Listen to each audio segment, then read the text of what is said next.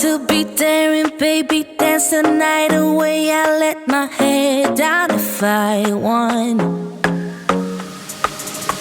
Hey, what's up? Thank you so much for clicking on this video. My name's Heather. Welcome to my channel. I'm currently on a weight loss journey to lose about 70 pounds, and this is my monthly weigh-in for the month of April. In March, I really only lost like half a pound, and in April, let's go ahead and see what happened.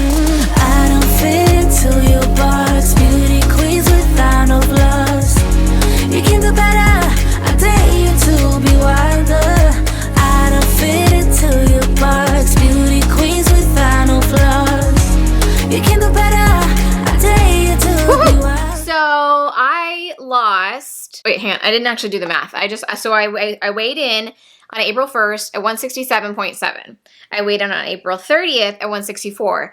And then on May 1st, I weighed in on 162.4. So I have a question for everybody that kind of tracks their weight monthly. I've never really done that. I kind of just have like an ongoing graph, and every week or whatever I track. So I don't know if I should do it like the 1st to the 30th or the 1st to the 1st to the 1st, if that makes sense. So things are falling all over here.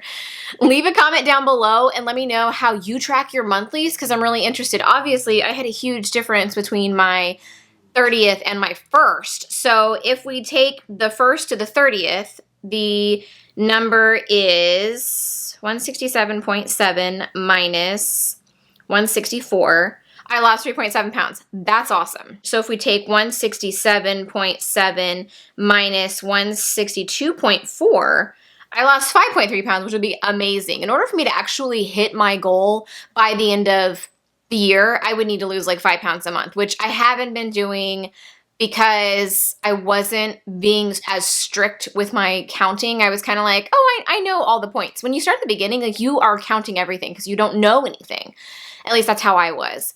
And now, like, oh, I know how many points or bites that is or whatever. So one of the things that I'm doing, my sister and I are actually switching diets because like their lifestyles, and we've both lost 30 to 40 pounds on whatever lifestyle we've chosen. But it's nice to kind of switch it up every once in a while because like I haven't been able to eat like full fat for a lot of things. Her diet is the low carb. And so with the extra fat, because I have itrackbites, I can choose the keto option. So it's showing me what my protein should be, what my calories, and what my fats should be. And so you eat low carbs, and the carbs I think is actually what is the main track. My carb thing shows, what do I get a day? 20.6. I feel like yesterday I had more. I had 22.4. So I lost weight between yesterday and today, another couple pounds today. I'm filming this on Sunday, May 2nd, the day it's going up. I'm hoping it goes up today. Cross your fingers. Because I didn't have time to film it yesterday, but I still filmed myself getting on the scale Friday and Monday, depending on which day we're gonna go with. I don't know. Awesome. The other thing I'm going to do, and you saw this at the beginning as part of the thing, I'm putting away the scale for May.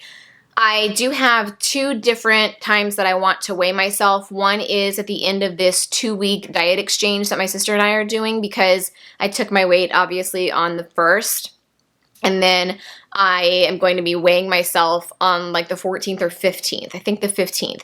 And then we'll share results after that later. You guys will get to meet her. We'll kind of talk about what happened and whether we liked it, didn't like it, what we thought were pros and cons of each lifestyle, eating habits. I'll go back to counting, bites, calories, protein. But I will also say that I was watching a video where somebody was talking about, what's it called, intuitive eating or mindful eating, where you kind of, don't track, you just know how many points or calories things are. And for the point system, it's not listed on everything. You have to have an app. You have to have some way to figure out the mathematical equation to get the point or the bite. But for calories, that's listed on everything. And so I'm kind of feeling like, I know I don't always want to be paying for an app. Like that's not my idea of a good time. And I know I don't always want to have to track for the rest of my life. I would like to get to the point where I know how many calories is in an apple, a banana, a tomato, a bowl of salad, I know how many points those things are they're all 0 points, but I'm not just going to fill up on those. I don't know how many calories are in a chicken breast because that's not what I'm tracking. I hope that makes sense.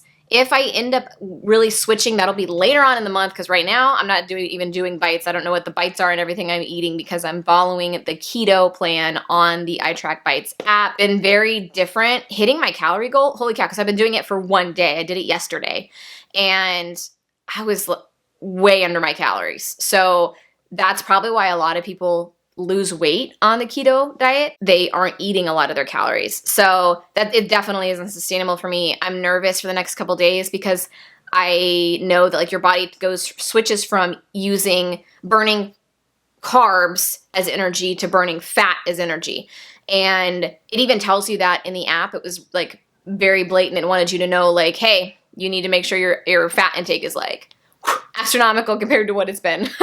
I'm assuming they're comparing that to my previous like choice of diet plan. Okay, so one of the other things I want to talk about is, you guys know I love MK Fit. If you've been following me and you've seen me mention her, I think I've mentioned her a few times, but she was in my favorites video that went up on Friday. She actually is doing a challenge in May where if you become a Patreon of hers, which I wasn't, I thought about it because she doesn't make money off of her hit videos on YouTube because the ads and stuff are actually just put on there by YouTube. She doesn't put those on there because she doesn't own the copyrights to the music.